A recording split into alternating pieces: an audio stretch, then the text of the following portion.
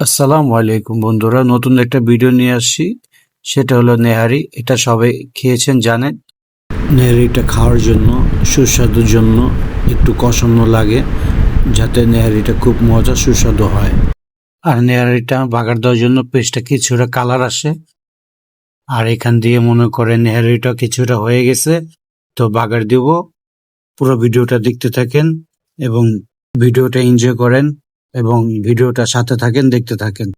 অবশেষে বাগার দেওয়া হয়েছে, ভিডিওটা করতে পারিনি। আর নেহারিটা দেখার পরে দেখছেন কালারটা কি, দেখলে খেতে মন চাচ্ছে এখনই।